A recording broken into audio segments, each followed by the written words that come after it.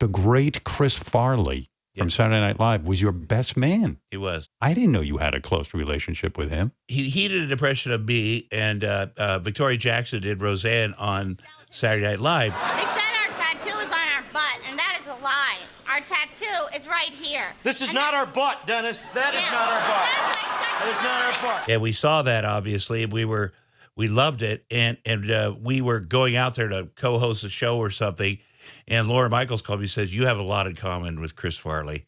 Would you please spend time with him?"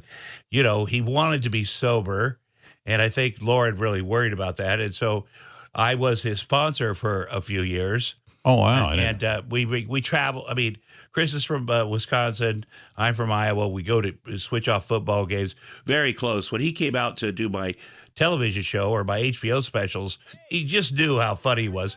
But then he'd stay with me, and I got to know his whole family. And, you know, he'd like to have fun. And, you know, he had too much fun. Very sad when he died. It must have driven you crazy that you couldn't stop him from abusing himself. He went to 17. He was on his way to his 17th rehab.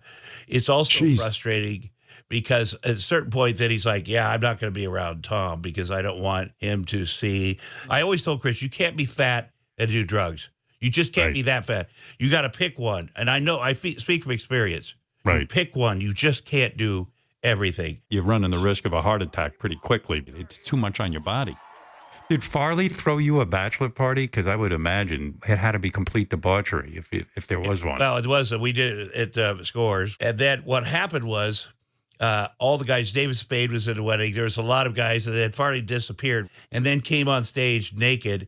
And then they ended up kicking everybody out. I mean, because he was a big guy. He did not mind being naked. Chris Farley gets on the stripper stage and removes all his clothing and starts dancing. That is unfucking. I mean, what a commitment to comedy. Did he have a big dick that he was willing to do that, or was it was even good fun? enough. I mean, it wasn't a small dick for sure, but he had so much. I mean, you remember the Patrick Swayze, the dancing on Saturday Night Live with the body thing, and he called me that week, and he said, "I am so embarrassed. They wrote me this thing, and it's embarrassed because I'll be the fat guy next to Patrick Swayze.